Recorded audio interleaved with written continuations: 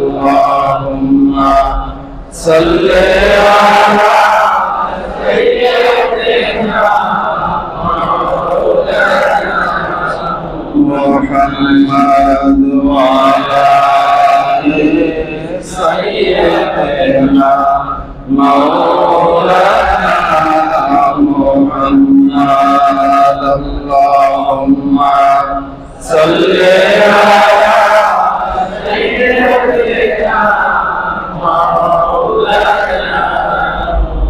محمد وعلى آل سيدنا مولانا محمد بلغ العلا بكماله كشف الدجى بجماله حسنت جميع خصاله صلوا عليه وآله بلغ العلا بكماله كشف الدجى بجماله حسنت جميع خصاله صلوا عليه وآله الصلاة والسلام عليك يا رسول الله الصلاة والسلام عليك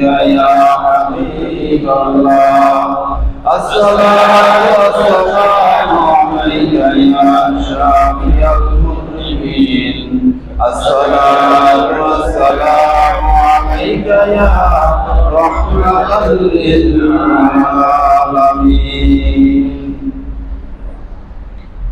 معزز হাজিরিন হযরত উলামায়ে কিরাম সম্মানিত মুরব্বিয়ানে ইসলাম আমার সমবয়সী যুবক বন্ধুরা মাদ্রাসা স্কুল কলেজ ও ইউনিভার্সিটির ছাত্র বন্ধুরা মহান আল্লাহ সুবহানাহু ওয়া তাআলার সুউচ্চ দরবারে অনেক অনেক শুকরিয়া জ্ঞাপন করছি যে আল্লাহ সুবহানাহু ওয়া তাআলা আমাদেরকে একান্ত দয়া করে একটি নিরাপদ জায়গায় পৃথিবীর সর্বশ্রেষ্ঠ মর্যাদাপূর্ণ জায়গা মসজিদে জুমার নামাজ আদায় করার জন্য সমবেত হওয়ার তৌফিক দিয়েছেন। এজন্য আসুন অন্তরের অন্তঃস্থল থেকে কালিমাতুশ শুকর উচ্চারণ করছি আলহামদুলিল্লাহ। আমাদের পক্ষ থেকে পবিত্র এই মুহূর্তে আল্লাহ সুবহানাহু ওয়া তাআলা তার প্যারা হাবিব সাল্লাল্লাহু আলাইহি ওয়াসাল্লামের পবিত্র রওজা আকদাসে অসংখ্য অগণিত দরুদ ও সালাম পৌঁছে দিন। আমরা সকলে পড়ি আমিন। দরুদ ও সালামের জবাব জীবনে একটি বার হলেও আমাদেরকে কানে শোনার তৌফিক দান করুন, বলুন আমিন। মুআজ্জাজ হাজিরিন, গত জুমায় আমি আপনাদের খেদমতে আলোচনা করেছিলাম যে আমি ব্যক্তি হিসাবে আমি নিজে শেষ জামানার কোনো ফিতনায় জড়িয়ে পড়েছি কিনা, কোনো ফিতনার সাথে সংশ্লিষ্ট আছি কিনা, এই ব্যাপারে আলোচনা করেছিলাম। তো আজকের আমি আপনাদের খেদমতে আলোচনা করতে চাই এই একই বিষয়ের সাথে সংশ্লিষ্ট, সেটি হলো খয়রুন নাসি ফিল ফিতান। ফিতনাটা যখন চলতে থাকবে সমাজে, তখন ওই সমাজে সবচেয়ে শ্রেষ্ঠ ব্যক্তি আল্লাহর রাসূলের কাছে কে, এই ব্যাপারে আমরা হাদিস থেকে জানবো আজকে ইনশাআল্লাহ। আমাদের এই ব্যাপারটা জানা দরকার আছে কি নাই? গত জুমায় আমি যে আলোচনাটা করছিলাম সেই আলোচনাটা ওই হাদিস দুইটা সামনে এনে আমরা যদি নিজেকে চেক দেই, আমরা কিন্তু অনেকেই শেষ জামানার ফিতনার সাথে জড়িয়ে পড়েছি অলরেডি, ঠিক কিনা বলেন? এখন ওই আলোচনা শোনার পরে যদি কেউ তওবা করে ওখান থেকে ফিরে আসেন, তাহলে উনি হবেন একজন আল্লাহর রাসূলের কাছে ভালো মানুষ। এটা হলো ওই হাদিস থেকে আমরা জানতে পারি। কিন্তু আজকে আমরা সরাসরি আরেকখানা হাদিস, যেই হাদিসখানা এসেছে মুস্তাদরাকে হাকিমের ৪র্থ খণ্ড ৫১০ নম্বর হাদিস। হাদিসখানা বর্ণনা করেছেন রাসূলুল্লাহ সাল্লাল্লাহু আলাইহি ওয়াসাল্লামের চাচাতো ভাই রাইসুল মুফাসসিরিন তারজুমানুল কোরআন, পবিত্র কোরআনুল কারীমের ভাষ্যকার, সর্বশ্রেষ্ঠ মুহাদ্দিস মুফাসসির হযরত আব্দুল্লাহ ইবনে আব্বাস রাদিয়াল্লাহু তাআলা আনহুমা থেকে বর্ণিত, তিনি বলেন, قال رسول الله صلى الله عليه وسلم خير الناس في الفتن رجل آخذ بعنان فرسه। হযরত আব্দুল্লাহ ইবনে আব্বাস রাদিয়াল্লাহু তাআলা আনহুমা বলেন, রাসূলুল্লাহ সাল্লাল্লাহু আলাইহি ওয়াসাল্লাম ইরশাদ করেছেন, ফিতনা যখন চলতে থাকবে ওই ফিতনার সময় সর্বশ্রেষ্ঠ ব্যক্তি হবে ওই সমাজের তিনি, যিনি আখিযুন বিইনানি ফারাসিহি, যিনি তার ঘোড়ার লাগাম ধরে দাঁড়িয়ে থাকবে। বলুন আল্লাহু আকবার। ঘোড়ার লাগাম ধরে দাঁড়িয়ে থাকবে। ঘোড়ার লাগাম কখন ধরে? ঘোড়া ঘুমিয়ে থাকলে? কি বলেন? ঘোড়া যখন পরিপূর্ণভাবে প্রস্তুত তখনই ঘোড়ার লাগাম ধরা হয়, ঠিক কিনা বলেন? আল্লাহর রাসূল বলেছেন ঘোড়ার লাগাম ধরে দাঁড়িয়ে থাকবে কোথায়? খলফা আদাইল্লাহ, আল্লাহ তাআলার, আল্লাহর রাসূলের শত্রুদের পিছনে। আল্লাহু আকবার। তাহলে হাদিসাংশের মাধ্যমে এই এতটুকুর মাধ্যমে বোঝা গেল যে ব্যক্তি ঘরে থাকবে না, আল্লাহ আল্লাহর রাসূলের দুশমন যারা, তাদের সামনে তাদের মোকাবেলা করার জন্য ঘোড়ার লাগাম ধরে ব্যক্তি দাঁড়িয়ে থাকবে। এই ব্যক্তি হবে ফিতনার জামানায় সর্বশ্রেষ্ঠ ব্যক্তি। বলুন আল্লাহু আকবার। এরপরে আল্লাহর রাসূল বলেছেন ঘোড়ার লাগাম ধরে কি শুধু দাঁড়িয়ে থাকবেন তা নয়, বরং ইউখিফুহুম ওয়া ইউখিফুনাহু ওয়া ইউখিফুনাহু। আজকের আলোচনাটা আমি অত ভালো করতে পারবো না, হয়তো আল্লাহ তাআলা দয়া করলে পারবো। আমার ঠান্ডা, অনেক বেশি ঠান্ডা, কথা বললে অনেক সময় অনেক খুব ঘন কাশি আসে। আল্লাহ তাআলা রহমত করুন। আল্লাহ তাআলার কাছে আমি রহমত কামনা করছি যে এই নির্ধারিত সময় আপনাদেরকে কিছু বর্তমান প্রেক্ষাপটে আমাদের ঈমান বাঁচানোর জন্য কিছু কথা যেন আল্লাহ তাআলা আমাকে বলার তৌফিক দান করেন। বলুন আমিন। আল্লাহর রাসূল বলেছেন ঘোড়ার লাগাম ধরে দাঁড়িয়ে থাকবে আল্লাহর শত্রুদের সামনে এবং ইউখিফুহুম ওয়া ইউখিফুনা, ঘোড়ার লাগাম ধরে শত্রুদেরকে ভয় দেখাবে যে আমি মর্দে মুজাহিদ, আল্লাহর গোলাম, আমি এখনো জীবিত আছি। আল্লাহু আকবার। এবং শত্রুরাও ওখানে বসে বলবে ওয়া ইউখিফুনাহু, শত্রুরাও মর্দে মুজাহিদকে ভয় দেখাবে। সামনে এক কদম অগ্রসর হবা, মাথা তোমার শরীরের সাথে রাখবো না, তোমার গর্দান উড়িয়ে দেব, তোমার আস্তানা উড়িয়ে দেব, তোমাকে আর কথা বলার মতো কোনো সুযোগ দিব না, তোমার চোখ আমরা উপড়ে ফেলবো। বর্তমান সমাজে এমন ধমক মুসলমানদের বিরুদ্ধে আছে কি নাই? আল্লাহ রাসূল বলছেন এই ব্যক্তি হবে সমাজের মাঝে উত্তম ব্যক্তি। বলুন না সুবহানাল্লাহ। এই গেল এক প্রকার। দুই নম্বরে আরেক প্রকার লোক এই সমাজে উত্তম ব্যক্তি হবেন। তারা কারা? রাজুলুন মুতাযিলুন ফি বাদিয়াতিহি ইউআদ্দি হাক্কাল্লাহাল্লাযী আলাইহি। এই সমাজের দ্বিতীয় শ্রেণীর ব্যক্তি তারা, যারা উত্তম হবে, তারা ঈমান বাঁচানোর জন্য, ঈমানকে সংরক্ষণ করার জন্য তারা কোনো একটা বকরি নিয়ে অথবা কিছু না নিয়েই, যেই সমাজে ঈমান ইসলাম নিয়ে থাকতে পারে না ওই সমাজকে ত্যাগ করে সে কোনো পাহাড়ের চূড়ায় চলে যাবে, কোনো এমন একটা অঞ্চলে চলে যাবে যেখানে কোনো অমুসলিম নাই, যেখানে কোনো আল্লাহ আল্লাহর রাসূলের দুশমনেরা নাই। সেখানে গিয়ে কি করবে? হাক্কাল্লাহাল্লাযী আলাইহি ইউআদ্দি, সে ওখানে গিয়ে আল্লাহর পক্ষ থেকে যেই হকগুলো তার উপরে দেওয়া হয়েছে সেগুলো ওখানে গিয়ে আমল করবে। তার মানে হলো ওখানে গিয়ে সে নামাজ রোজা তার অন্যান্য ইবাদত বন্দেগী সে করবে, অর্থাৎ এক কথায় সে ওখানে গিয়ে তার ঈমানকে সংরক্ষণ করবে। বলুন সুবহানাল্লাহ। এখন মুহাদ্দিসিন কিরামদের কাছে ওনরাই প্রশ্ন করছেন, ওনরাই আবার জবাব দিয়েছেন। আমরা এখানে উত্তম শ্রেণী পাইলাম দুইটা। কয়টা বলেন? দুইটা।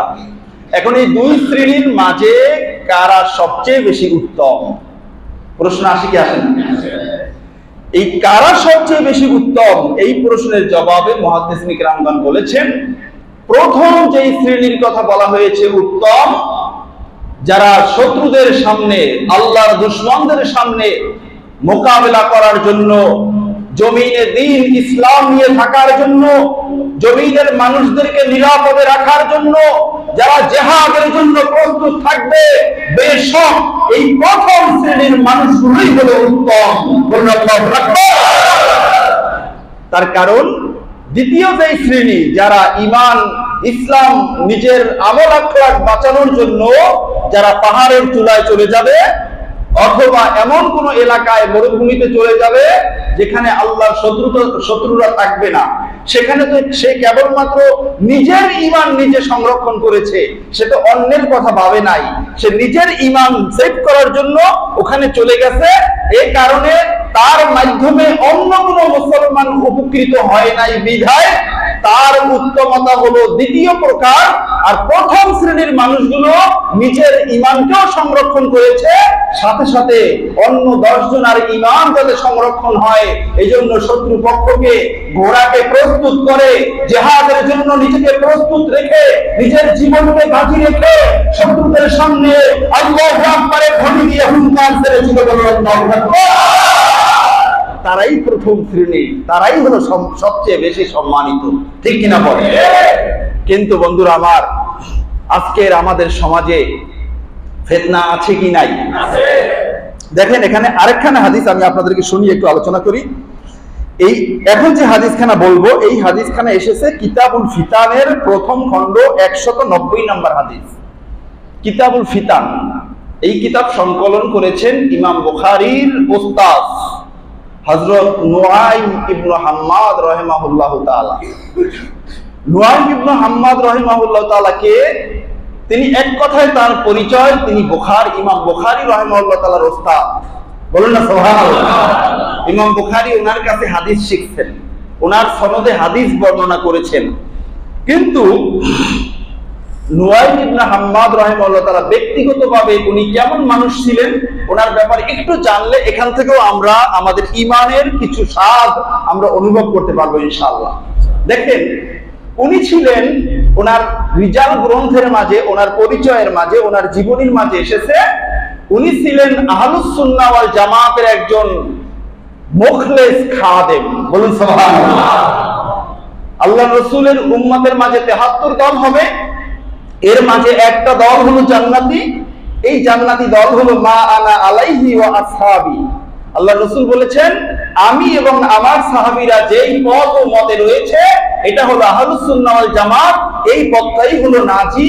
আর এই পথের একজন শক্ত প্রহরীদার ছিলেন ইমাম বুখারী রাহিমাহুল্লাহ তাআলার উস্তাদ নুআইম ইবনে হাম্মাদ রাহিমাহুল্লাহ তাআলা। বলুন সুবহানাল্লাহ। ওনার জামানায় ওই 72 দল যারা জাহান্নামী, তাদের মাঝে অনেকগুলো দল মাথাচাড়া দিয়ে উঠছিল। মুতাজিলা, জাবরিয়া, এই ধরনের করে আরো বেশ কয়েকটা দল খুব চাঙ্গা হয়েছিল।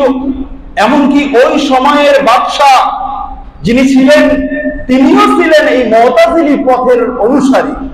এই কারণে নুআইম ইবনে হাম্মাদ রাহিমাহুল্লাহ তাআলাকে বারবার বাদশার পক্ষ থেকে আহ্বান করা হয়েছিল যে আপনি চলে আসেন, আপনি আমাদের মতে, আমাদের পথে ফতোয়া দেন, আমাদের মত হক, এই কথা আপনি বলেন, মুতাজিলি পথের মতে আপনি কথা বলুন, ওয়াজ করুন, লেখেন। কিন্তু ইমাম বুখারীর উস্তাদ নুআইম ইবনে হাম্মাদ রাহিমাহুল্লাহ তাআলা একেবারে জোর গলায় অস্বীকার করেছেন যে নয়, আমি নুআইম ইবনে হাম্মাদ মরে যেতে পারি, তারপরেও মুতাজিলা পথ আমি গ্রহণ করতে পারি না। বলুন আল্লাহু আকবার। এই কথা বলার পরে ওই সময়ের বাদশা তাকে জেলখানায় আটক করেছে। জেলখানায় আটক করার পরে উনি ওখানে দীর্ঘদিন কাটানোর পরে এই জেলখানার মাঝেই তার ইন্তেকাল হয়েছে। বলুন ইন্না লিল্লাহি ওয়া ইন্না ইলাইহি রাজিউন। তাহলে জেলখানায় মারা যাওয়ার ইতিহাস পিছনেও আছে কি নাই? জোরে বলেন আছে কি নাই? এই কারণে বড় মর্যাদায় জেল জরিমানা জুলুমকে কখনো ভয় পায় না। মুসলমান যদি হেরে থাকে জেল জরিমানা জুলুমকে সামনের পিছনে রেখে সামনের দিকে তাকবীর দিয়ে চলে যায়, ঠিক কিনা বলে? মুসলমানদের আকীদা, মুসলমানদের ঈমান আর বিশ্বাস। উনি ইন্তেকালের আগে জেলখানায় বসে একটা মারাত্মক কথা বলে গেছেন যে আমি নুয়াইম ইবনে হাম্মাদ, আমাকে জেলখানায় আটকানো হয়েছে, ওরা কি মনে করে যে না আমি নমনীয় হয়েছি? নয়, আমি এক চুল পরিমাণ তাদের কথার সাথে একমত পোষণ করি নাই, বরং আমি নুয়াইম ইবনে হাম্মাদ আজকের ঘোষণা দিয়ে গেলাম, আমি নুয়াইম ইবনে হাম্মাদ মহান রব্বে কারীমের দরবারে দাঁড়িয়ে মুতাজিলাদের বিরুদ্ধে আমি কথা বলবো। আল্লাহু আকবার। সুতরাং একজন আহলুস সুন্নাহ ওয়াল জামাতের হক্কানি আলেম সে শুধু দুনিয়াতেই কথা বলে না, কিয়ামতের ময়দানে আহলুস সুন্নাহ ওয়াল জামাতের ওয়াজ চলবে কি চলবে না? জান্নাতে গিয়েও চলবে ইনশাআল্লাহ, ঠিক কি না বলে? নুয়াইম ইবনে হাম্মাদ রাহিমাহুল্লাহ তাআলা তার কিতাব কিতাবুল ফিতান, গোটা পৃথিবী বিখ্যাত কিতাব, যে কিতাবের ব্যাপারে আমি পিছনেও আপনাদেরকে বলেছি 3000-এর উপরে হাদিস তিনি ওখানে সংকলন করেছেন। শেষ জামানায় কি ফিতনা ফাসাদ গুলো একটার পর একটা আসতে থাকবে, সবগুলো হাদিস এই ব্যাপারেই উনি এখানে বর্ণনা করেছেন। উনি এখানে হাদিস এনেছেন, যে হাদিসখানা হযরত উম্মে মালিক বাহসিয়া রাদিয়াল্লাহু তাআলা আনহা থেকে বর্ণিত। তিনি বলেন রাসূলুল্লাহ সাল্লাল্লাহু আলাইহি ওয়াসাল্লামের কাছে রাসূলুল্লাহ সাল্লাল্লাহু আলাইহি ওয়াসাল্লাম কোন একদিন ফিতনার ব্যাপারে আলোচনা করতেছিলেন যে শেষ জামানায় এই ফিতনা হবে। উম্মে মালিক বাহসিয়া রাদিয়াল্লাহু তাআলা আনহা তিনি বলেন আমিও ওখানে বসে কাছাকাছি আমি আল্লাহর রাসূলের হাদিসগুলো শুনতেছিলাম। তখন আমি হঠাৎ করে আমি আল্লাহর রাসূলের কাছে জিজ্ঞাসা করলাম, ইয়া রাসূলুল্লাহ, ইয়া হাবিবাল্লাহ, ওই ফিতনার যুগে সবচেয়ে উত্তম ব্যক্তি কে হবে? বলুন সুবহানাল্লাহ। একজন মহিলা মানুষ তিনি জানতে চেয়েছেন মান খায়রুন নাস ফিল ফিতান, ওই ফিতনার জামানায় সবচেয়ে উত্তম ব্যক্তি কে হবে ইয়া রাসূলুল্লাহ, ইয়া হাবিবাল্লাহ? তখন রাসূলুল্লাহ সাল্লাল্লাহু আলাইহি ওয়াসাল্লাম জবাব দিলেন আগের হাদিসের মতোই হাদিসটা, তবে আমি এই হাদিসখানা এই কারণে আনছি যে আগের হাদিসে যেটা আগে বলা হয়েছে এই হাদিসে সেটা পরে বলা হয়েছে। আগের হাদিসে যেটা পরে বলা হয়েছে এই হাদিসে সেটা আগে বলা হয়েছে। এখানে আল্লাহ রাসূল ওনাকে জবাব দিলেন ফিতনার জামানায় ওই ব্যক্তি সবচেয়ে উত্তম হবে যেই ব্যক্তি কোনো পশু প্রাণী নিয়ে, ছাগল বকরি নিয়ে এমন একটা এলাকায় চলে যাবে যেই এলাকায় যাওয়ার পরে তাকে কেউ আজান দিতে বাধা দিবে না, নামাজ পড়তে কেউ বাধা দিবে না, কোরআন তেলাওয়াত করতে কেউ বাধা দিবে না, এখানে বসে সে ইবাদত বন্দেগী করবে, সে তার বকরিগুলোর যাকাত ঠিকমতো ভাবে আদায় করবে এবং তার পার্সোনাল ভাবে তার উপরে যে ইবাদতগুলো আল্লাহ ফরজ করেছেন সেগুলো সে ওখানে বসে আদায় করবে। এই হলো এক প্রকার। আর দ্বিতীয় প্রকার হলো ওই ব্যক্তিও এই সমাজের মাঝে উত্তম যেই ব্যক্তি শত্রুর মোকাবেলা করার জন্য, ইসলামের পতাকা উড্ডীন করার জন্য আল্লাহর ভয় তাকওয়াকে বুকের মাঝে ধারণ করে ইসলামের ঝান্ডা সামনে নিয়ে শত্রুদের বিরুদ্ধে মোকাবেলা করার জন্য সামনের দিকে এগিয়ে যাবে। বলুন আল্লাহু আকবার। তাহলে দুই হাদিস একই মর্মার্থ, আগের হাদিসে যেটা আগে এই হাদিসে সেটা পরে, এই হাদিসে যেটা পরে আগের হাদিসে সেটা আগে, ঠিক কিনা বলেন? বন্ধুরা আমার, এ পর্যায়ে আসেন আমাদের সমাজে বর্তমান সময়ে ফিতনা আছে কি নাই? গোটা বিশ্বের মাঝে ফিতনা আছে কি নাই? গোটা দেশের মাঝে ফিতনা আছে কি নাই?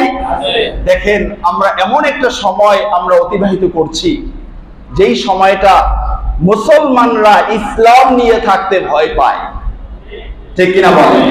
তো এই যে ভয়টা আসবে, এই ভীতিটা যে আসবে, এটা তো কিতাবুল ফিতানে স্পষ্ট করে আলোচনা করা হয়েছে।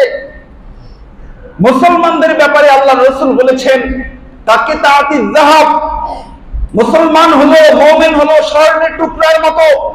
কোন সমাজে কোন ভয়ে তারা ভীত হয় না, কোন সমাজের অপবিত্রতায় তাদেরকে স্পর্শ করতে পারে না। যদি এটাই হয় মুসলমানদের সংজ্ঞা, তাহলে এই মুসলমানরা একটু বিপদ আপদ দেখলে কেন শঙ্কিত হবে? তাদের তো শঙ্কিত হওয়ার কথা নয়, ঠিক কিনা বলে? আজকের আমাদের সমাজে দেখেন, এই গত একটা সপ্তাহ ব্যাপী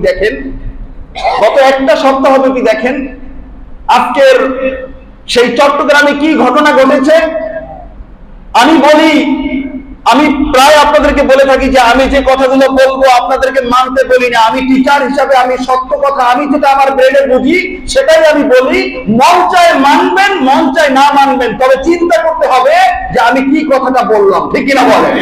বন্ধুরা আমার, এই যে ইসকন, হিন্দুদের জঙ্গি সংগঠন, উগ্রবাদী সংগঠন, ইসকন এই ক্ষমতা কোত্থেকে পেল? আমি অনেক সূক্ষ্মভাবে চিন্তা করে দেখলাম, ইসকনের এই ক্ষমতার পিছনে আপনার মতো আমার মতো কিছু মুসলমানদের ভূমিকা আছে। এটা কেমনে বলবেন? আপনি আর 2-1 মাস আগে তাকান, আপনি মুসলমান, আপনি একজন আলেম, আপনি মুসলমানদের ঈমানকে প্রহরী হিসেবে আপনি কাজ করবেন। আল্লাহ রাসূল বলেছেন, আল উলামা তাবিবুল উম্মাহ, আলেম সমাজ হলো আম জনতার ডাক্তার স্বরূপ। আপনি কি ডাক্তারি করলেন? আপনি গিয়ে বললেন মূর্তি যত বড় বানাও পাহারা দেবো আমরা। আবার মূর্তি পূজায় গিয়ে বললেন আল্লাহ শুকরিয়া, বহু বছর পরে আসতে পারলাম। আবার মন্দির গিয়ে পাহারা দেই। হ্যাঁ, পাহারা দিয়েছেন একটা প্রেক্ষাপটে, কিন্তু এই কার্যক্রমগুলোকে তারা চাঙ্গা করে, পুঁজি করে, তারা আজকের একজন মুসলমানদের আদালতের সামনে একজন মুসলিম অ্যাডভোকেটকে তারা হত্যা করতে দ্বিধা করে নয়। মুসলমানদের হাতের কামাই, মুসলমানদের হাতের কামাই। আল্লাহ রাব্বুল আলামিন স্পষ্ট করে বলেছেন, আমাদের কোরআন এবং হাদিস হলো আমাদের মূল মন্ত্র। কোরআন হাদিসের বাইরে ইসলাম নিয়ে চললে সেই ইসলাম হবে না। সেই ইসলাম দিয়ে আল্লাহ ওয়া রাসূলের সন্তুষ্টি অর্জন করা যাবে না। আল্লাহ রাব্বুল আলামিন নিজেই স্পষ্ট করে জানিয়ে দিয়েছেন সূরা বাকারা 120 নম্বর আয়াত। আল্লাহ বলেছেন, হাবিব, আপনি ইহুদি, নাসারা, মুশরিক, বেঈমান আর মুনাফিক তাদেরকে আপনি ভালো বলবেন, তাদের পক্ষে কথা বলবেন। তাদের পক্ষে কথা বললে তারা আপনাকে হেল্প করবে না। তাদের কাছে গিয়ে সাহায্য করলে তারা আপনাকে হেল্প করবে না। তাদের সাথে ভালো আচরণ করলে তারা আপনাকে হেল্প করবে না, বরং তারা হেল্প করবে, তারা খুশি হবে একটা সময়ে যখন হাত্তা তাত্তাবিয়া মিল্লাতাহুম, আপনি যদি তাদের ধর্ম, তাদের মত গ্রহণ করেন তাহলেই কেবলমাত্র তারা খুশি হবে, এছাড়া তারা কখনো খুশি হবে না, ঠিক কিনা বলে? যদি মানবতার কোনো মতে থেকে থাকতো তাহলে আজকের এই মুসলিম অমুসলিমদের মাঝে এই দাঙ্গাটা লাগতো না, ঠিক কিনা বলে? আজকের দেখেন কি সাহস, বাংলাদেশ একটা সার্বভৌমত্ব স্বাধীন রাষ্ট্র। এই রাষ্ট্রের স্বাধীনতা অর্জন করার জন্য, লাল সবুজের পতাকা অর্জন করার জন্য লক্ষ লক্ষ মুসলিম নর ও নারীর রক্ত এই জমিন সিক্ত হয়েছিল। সেই পতাকার উপরে তাদের ধর্মীয় পতাকা উড়ায়। এই সাহসটা কোত্থেকে তারা পেল? এই সাহস দিয়েছে এই দেশ একসময় যারা চালিয়েছে তারা এবং মুসলমান জাতি, ঠিক কিনা বলে? অসম্ভব কথা। একটা দেশের পতাকাকে যখন অবমাননা করা হয়, রাষ্ট্রদ্রোহী মামলা হয়ে যায়। তার বিরুদ্ধে মামলা হয়েছে। তার ব্যক্তিগত চরিত্র নিয়ে বহুত কথাবার্তা নেট দুনিয়ায় আছে। আমরা সেই দিকে যাব না। সে মানুষ, সে অন্য ধর্মের, তার ধর্মে আমাদের ধর্মে যেটা অন্যায় সেটা তার ধর্মে ভালো হতে পারে, ওইটা আমাদের দেখার বিষয় না। আমাদের দেখার বিষয় সোনার বাংলাদেশ, পীর আউলিয়ার দেশ। এই দেশের শতকরা 90, 92, 95% মুসলমান। এই দেশে বসে মুসলমানদের বিরুদ্ধে কোন কর্মসূচি এটা মেনে নেওয়া যায় না। এটা এই দেশের মুসলমান মেনে নিবে না। মুসলমান দেখছেন, মুসলমান সর্বকালের, সর্বযুগে, সর্বসভ্য জাতি। মুসলমান কখনো অন্যায়কে মেনে নেয় না। মুসলমান ধৈর্য ধরে, ঠিক কিনা বলে? কিন্তু ধৈর্য ধরতে ধরতে এক সময় যখন বাঁধ ভেঙে যাবে তখন দেখবেন এই মুসলমানদের ক্ষমতা কত দূর। এক কথায় সোনার বাংলাদেশে মুসলমানদের ক্ষমতা দেখতে আরেক দেশে যাওয়ার দরকার নাই। এই সোনার বাংলাদেশের দিকেই তাকাই দেখা যাবে। সোনার বাংলাদেশে যখন বাবা শাহজালাল রহিমাহুল্লাহ তাআলা এসেছিলেন, তখন গৌর গোবিন্দের ক্ষমতা, বিশাল ক্ষমতা ছিল। সেই ক্ষমতাকে নস্যাৎ করার জন্য মুসলমানদের একটা ছোট্ট একটা পাথরের কলম দরকার হয় নাই, যেটা দরকার হয়েছিল শুধুমাত্র কেবলমাত্র ইমানি শক্তির স্লোগান, আল্লাহু আকবার। ঠিক কি না বলেন? সেই স্লোগান আমাদের কাছে এখনো আছে কি নাই? সেই স্লোগান এখনো আমরা জানি কি জানি না? এই স্লোগান জানি, রসমে আগা রাহ গাই লেকিন রুহে বেলালি না রাহি। আজকের আযানের ধ্বনি আছে, কিন্তু সেই বেলালের সেই রুহানিয়াত আমাদের মাঝে নাই। তার কারণ আমরা ওই স্বর্ণের টুকরার মতো মুসলমান হতে পারি নাই। আমরা হয়েছি রং বদলানো, রং ধনু মার্কা মুসলমান। ঠিক কিনা বলে? এই কারণে আজকের আমাদের উপরে এই আগ্রাসন চলতেছে। ঠিক কিনা বলে? দেখেন দেখেন ইসলামিক স্কলারদের মাঝে অনেকে এই কথাটা বলেছেন যে ইহুদি জাতিরা হলো এই পৃথিবীর এমন খারাপ জাতি, গোটা পৃথিবীতে যে কোনো সময় যে কোনো অরাজকতা তৈরি হয়েছে, তার পিছনে যেতে যেতে যেতে যেতে যেতে যেতে একটা সময় আপনি পাবেন ইহুদিদের ইন্ধন। জুমার আলোচনা সংক্ষিপ্ত সময়ে ইতিহাস বলার সুযোগ নেই, আপনারা নেটে পড়ে দেখবেন, গুগলে ঢুকে আপনারা পড়ে দেখবেন। এই ইসকন কোন হিন্দুদের কোন সনাতনী ধর্মের আবিষ্কার নয়। এই ইসকন আবিষ্কার করেছে ইহুদিরা। ইসকন আবিষ্কার করেছে ইহুদিরা। উগ্রপন্থী, উগ্র মতবাদ তাদের হিন্দুদের ভিতরে দিয়ে তারা মুসলমানদের বিরুদ্ধে দ্বন্দ্ব লাগানোর জন্য এই ইসকনের আবিষ্কার। ঠিক কিনা বলেন? ইসকন ইতিমধ্যেই অনেক রাষ্ট্রে নিষিদ্ধ ঘোষণা করা হয়েছে।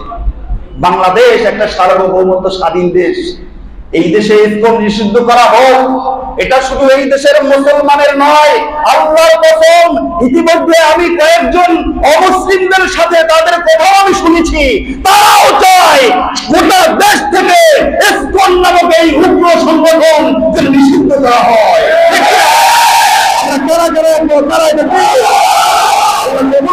আমি আপনার বন্ধুরা আমার, আমরা হাদিস পড়েছি, ওই মানুষগুলো হলো সর্বোত্তম যারা ঘোড়া নিয়ে অপেক্ষমান থাকে। কিন্তু বন্ধুরা আমার, এখন তো ঘোড়ার সিজন না, এখন হলো টিপটাপের সিজন।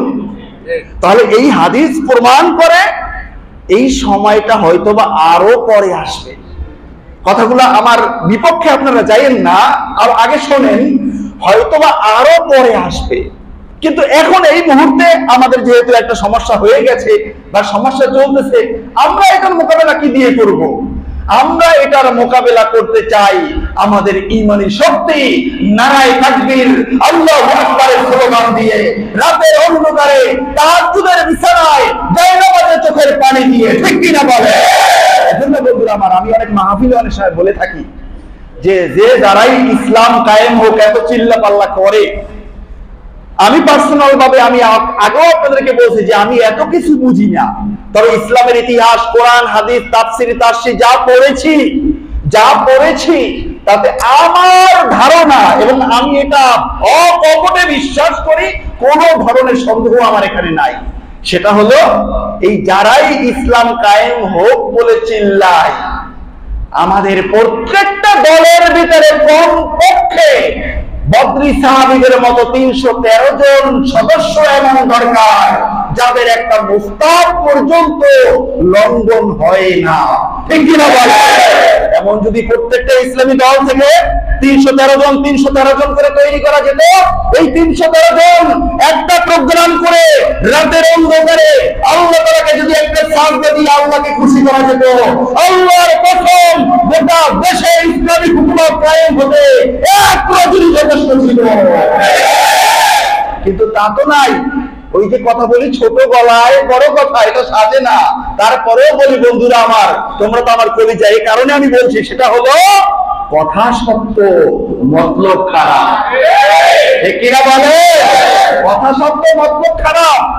অন্যথায় ইসলাম চাইলে আমার ভিতরে ইসলাম থাকবে না কেন? ইসলাম চাইলে আমার ভিতরে ইসলাম থাকবে না কেন? আমি যদি ইসলাম চাই আমার নবীর ইসলাম, আমি যদি ইসলাম চাই আমার আল্লাহর ইসলাম, আমার আল্লাহ আমার নবীর মাধ্যমে কেমন ইসলাম বলেছেন সেটাই তো আমাকে মানতে হবে। ঠিক কিনা বলেন? কিন্তু আমাদের ভিতরে দলাদলি আছে কি নাই? বন্ধুরা আছে কি নাই? গোটা জীবন জন্ম হয়ে পর্যন্ত জানতাম যে এই সমাজে যত ইসলামিক দল আছে সবার মাঝেই একজন সভাপতি হলে আরেকজনের মন খারাপ করে, একজন সেক্রেটারি হলে আরেকজনের মন খারাপ করে, দলের ভিতরে বিভিন্ন ধরনের কথাবার্তা শোনা যায়।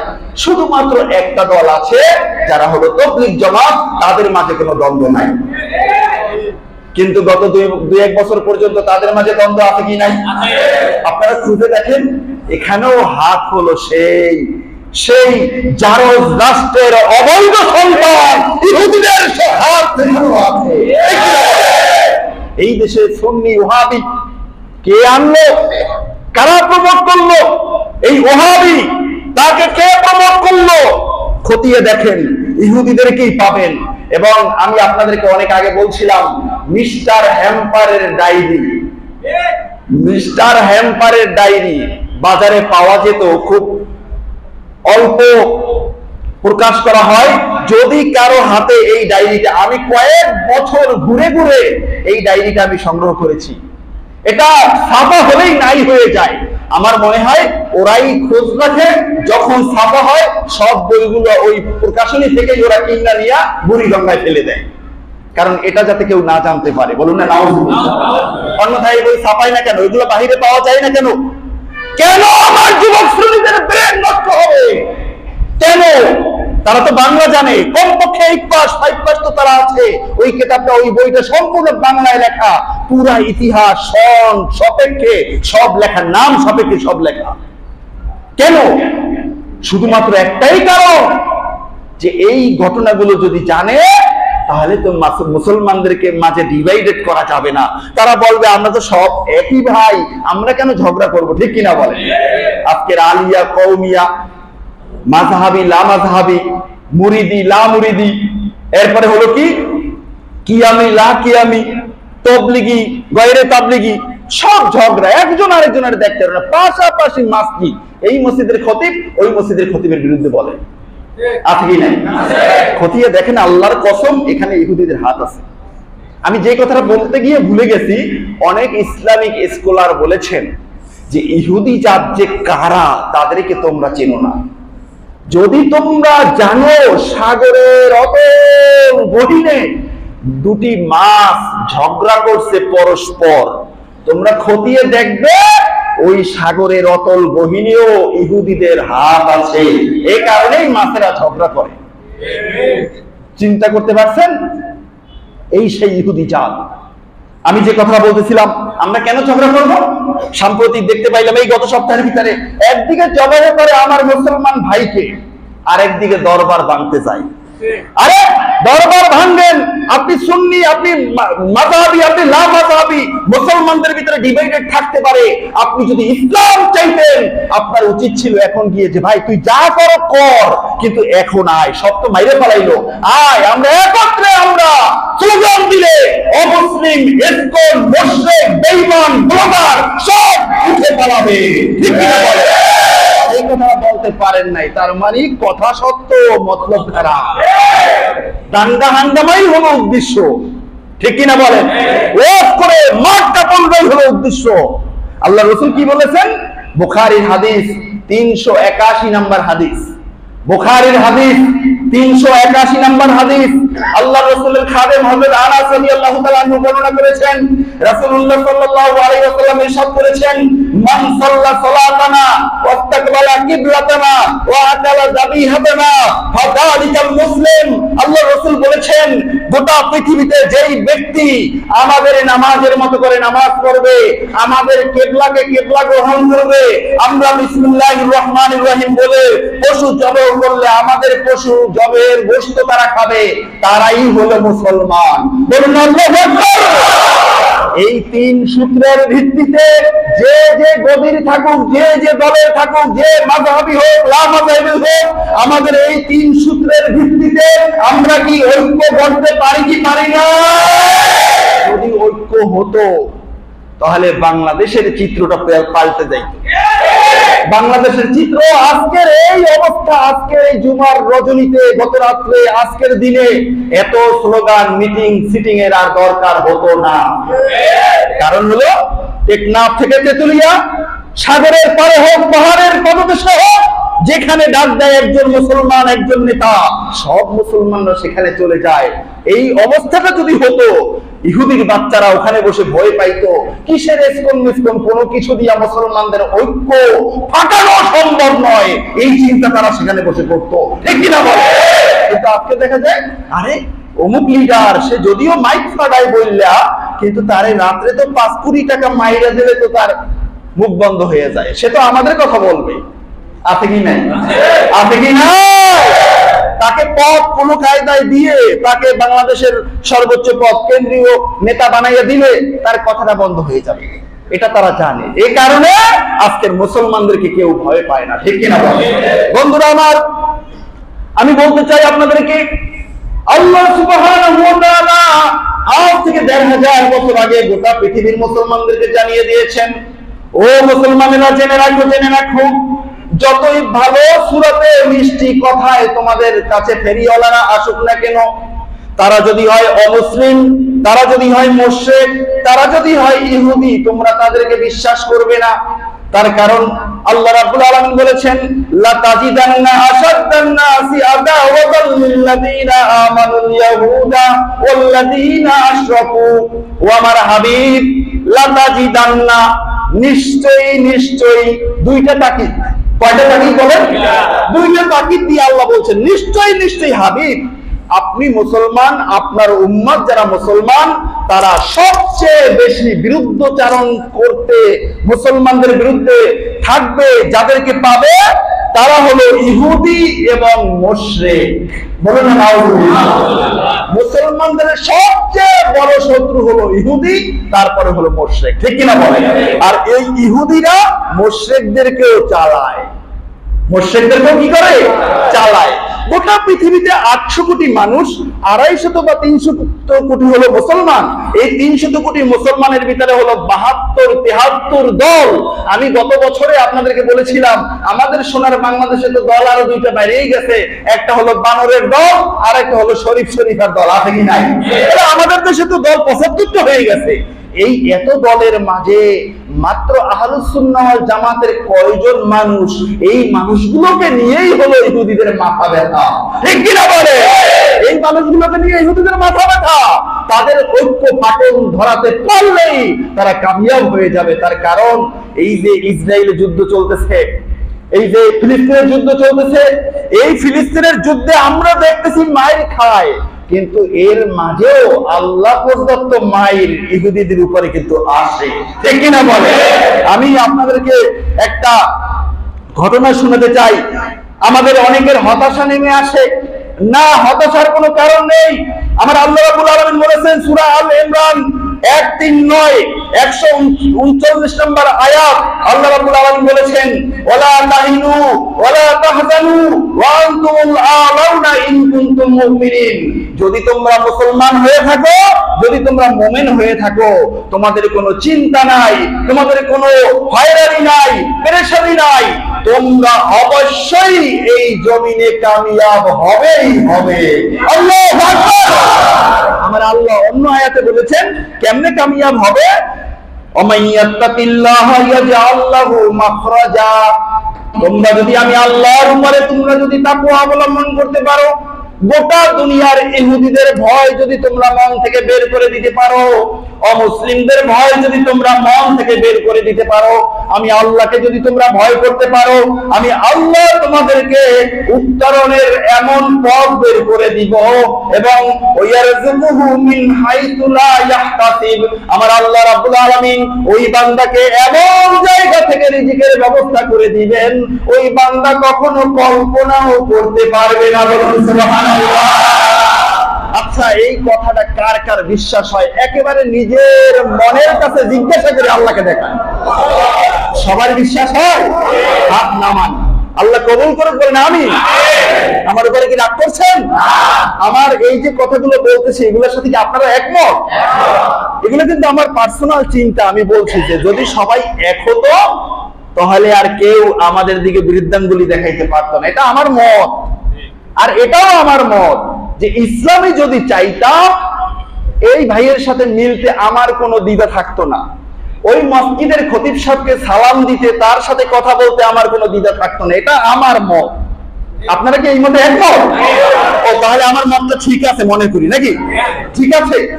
এখন আজকের থেকে এই মসজিদের হাজার হাজার মুসল্লি, চারতলা পর্যন্ত, মাঠে রাস্তায় যারা আসছি, আমরা আজকের থেকে কোন মুসলমানের সমালোচনা করব না। আমরা পারবো তো ইনশাআল্লাহ?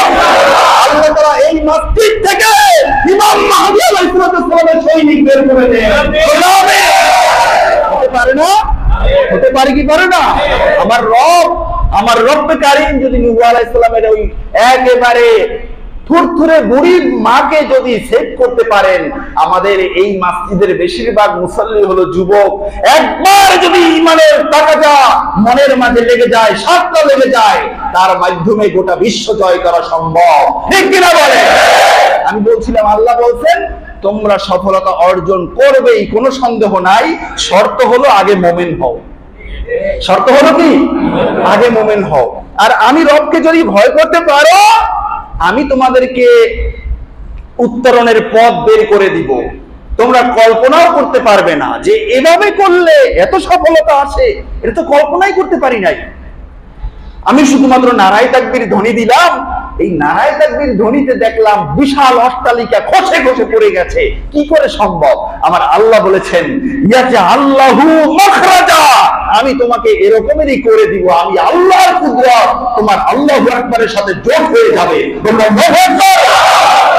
বন্ধুরা আমার, আল্লাহ বলছেন আমি তাদেরকে রিজিক দিব, যেই রিজিকের পথের চিন্তাও বান্দার মাথায় আসবে না। বলুন না সুবহানাল্লাহ। ভাইরা আমার, হাদিসের মাধ্যমে জানতে পাইলাম শেষ জামানায় এমন একটা সময় আসবে, যেই সময়ে ওই ব্যক্তি হবে উত্তম ব্যক্তি, যেই ব্যক্তি সব সময় নিজের ঈমানকে বাঁচানোর জন্য প্রয়োজনে সে পাহাড়ে চলে যাবে, জঙ্গলে চলে যাবে। আর যদি শক্তি সামর্থ্য থাকে, ওই রকমের ঈমানি তেজ যদি তার ভিতরে থেকে থাকে, ওই ব্যক্তি নিজের ঈমানকে বাঁচাবে আর সমাজের 10 জনের ঈমানকে সে রক্ষা করবে। এই ব্যক্তি দুইজন হলো ফিতনার জামানায় সবচেয়ে উত্তম ব্যক্তি। ঠিক কিনা বলেন? এখন আমাদের অনেকের মনে দুর্বলতা আসতে পারে, আয় হায় চাকরিটা গেলে খাবো কি, জেলে নিয়ে রশি লটকাইয়া দিলে আর বাঁচবো? আর কি বাঁচা সম্ভব? এরকম চিন্তা ভাবনা অনেকের দুর্বলতা মনে থাকতে পারে। তাদের জন্য আমি একটা উজ্জ্বল একটা দৃষ্টান্ত আমি আপনাদেরকে দিতে চাই। সবাই সজাগ আছেন তো ইনশাআল্লাহ? কিতাবের নাম হলো আয়াতুর রহমান ফি জিহাদিল আফগান। এই কিতাব লেখছেন ডক্টর আব্দুল্লাহ আযম রাহিমাহুল্লাহ তাআলা। উনি ওনার এই কিতাবের মাঝে লেখছেন, উনি ইন্তেকাল করছেন এই কয়েক বছর আগে।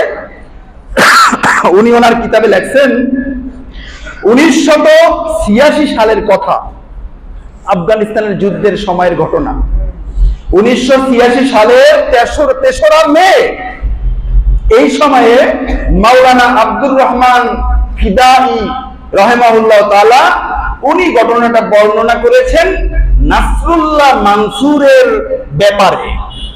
নাসরুল্লাহ মানসুর হলেন আফগানিস্তানে যুদ্ধ চলাকালীন একজন মর্দে মুজাহিদ, একজন টকবগে যুবক, আপনাদের মতো একজন যুবক নাসরুল্লাহ মানসুর।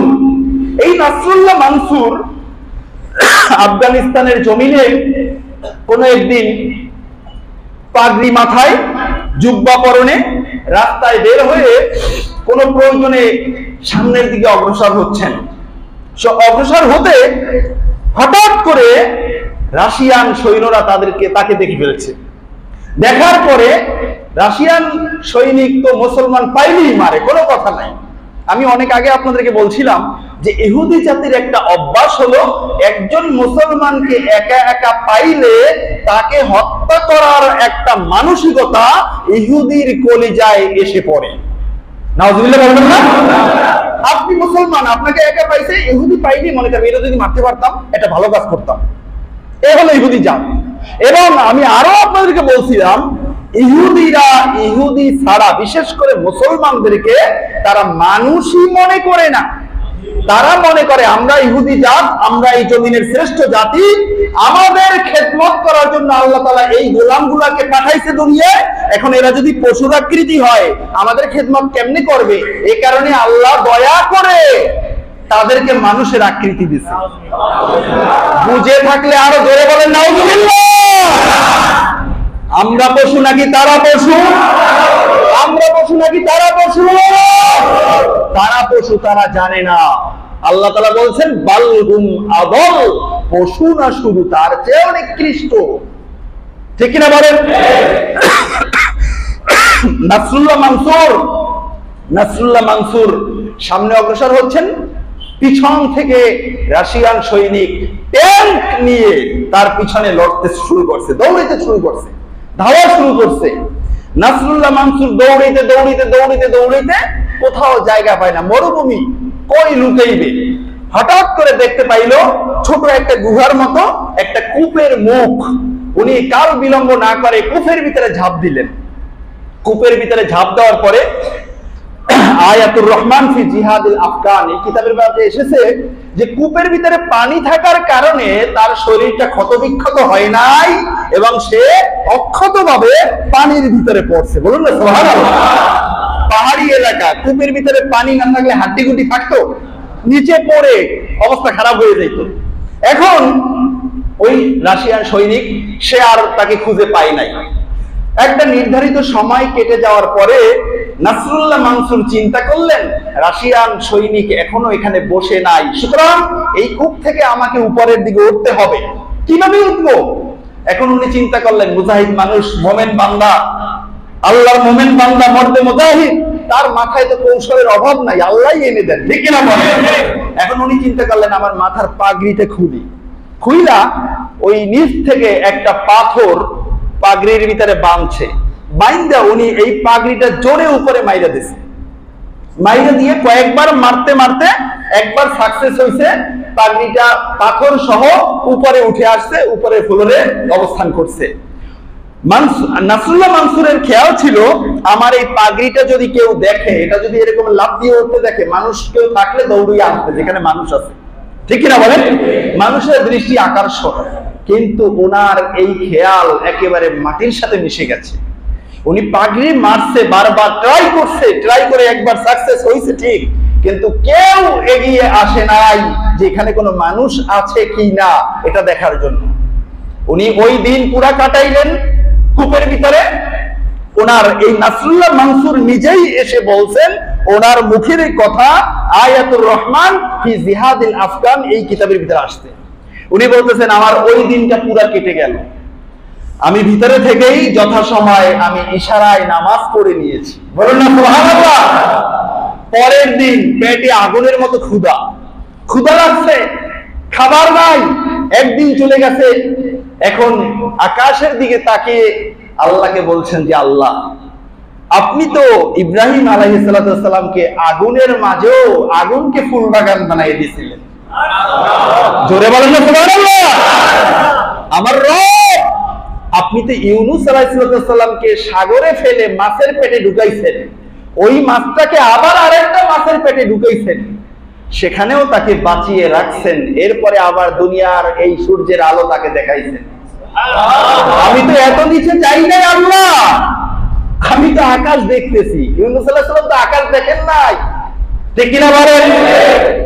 উনি বললেন এই দোয়া আমি করার সাথে সাথে আমার এই কূপের ভিতরে আমি দেখতে পাইলাম দুইজন লোক গরম খাবার নিয়ে আমার সামনে চলে আসছে। আমি তাদের দিকে তাকিয়ে দেখলাম তারা কারা, মনে হয় চিনি ভাব। আমি খুব গভীর ভাবে লক্ষ্য করলাম তারা তো আমার সেই বন্ধুরা যারা আজ থেকে 1 বছর আগে শহীদ হয়েছিলেন। 1 বছর আগে শহীদ হয়েছেন, তারা ওনার জন্য খাবার নিয়ে আইছে, খাবার দিয়ে চলে গেছে। আমি খাবার খাইলাম। এরকম 1 দিন নয়, 5 দিন নয়, 10 দিন নয়, 20 দিন আমি কূপের ভিতরে অবস্থান করছি। 20 দিন পর্যন্ত আমাকে খাবার দেওয়া হয়েছে। ওই 2 ব্যক্তি এসে খাবার দিয়ে চলে গেছে। সুবহানাল্লাহ। খাবার দিয়ে চলে গেছেন। এখন শেষ দিকে পানির ভিতরে তো ঠান্ডা লাগে না, মনে মনে ভাবলাম যে এই পানি এই ঠান্ডা যদি চা হতো কতই না ভালো হতো। চিন্তা করছেন আছে কোথায়, সেখানে বসে চাও কামনা করে, গরম চা হইলে কি হতো, ভালো হতো। আমি দেখতে পাইলাম আমি আল্লাহর কাছে মনে মনে এটা কামনা করার কিছুক্ষণের ভিতরে আমার এক বন্ধু চা নিয়ে চলে আসছে। বললো তো চা নিয়ে চলে আসছে, আমি তার দিকে তাকিয়ে দেখলাম সে আসলো কোত্থেকে এখানে। তার মানে আমি মনে মনে ভাবলাম কূপের ভিতরে থাইকা যে আমার এই বন্ধুকে তো আমি রেখে আসছি, সে কিন্তু তার ওই কাফেলায় ছিল যেই কাফেলায় তারা যুদ্ধ করতেছিল। তার মানে এখানে আসছে 20 দিন, এই 20 দিনের ভিতরে ওই বন্ধুও শহীদ হয়ে গেছে। বলুন না সুবহানাল্লাহ। ওই বন্ধু কি হয়েছে, শহীদ হয়েছে। এখন এই বন্ধু ওই জীবিত বন্ধুর জন্য চা নিয়ে আসছে। এখন আগের খাবার দেওয়া 2 বন্ধু তো 1 বছর আগের বন্ধু, ঠিক কিনা বলেন। এখন চা দেওয়া বন্ধু তো হলো নগদের বন্ধু। এখন এই বন্ধুকে বলে, বন্ধু খাবারও খাওয়াইলা, চাও খাওয়াইলা, তো আমি এখান থেকে ওঠার কোনো ব্যবস্থা কি নাই? সুবহানাল্লাহ। এটা বলার সাথে সাথে চা দেওয়া বন্ধু 2-3 দিন আগের শহীদ বন্ধু কয়, বন্ধু হ্যাঁ ওঠার তো ব্যবস্থা আছে, তুমি তো কিছু বলো না। সুবহানাল্লাহ। তার মানে আল্লাহর মুমিন বান্দা যা চায় তাই পায়। বলার সাথে সাথে বলছে, এই যে নাও অস্ত্র নাও, এটা দিয়ে মাটি খনন কইরা পা রাখতে পারো এমন খাপ করে সিঁড়ি করে তুমি উপরে উঠে যাও। বললে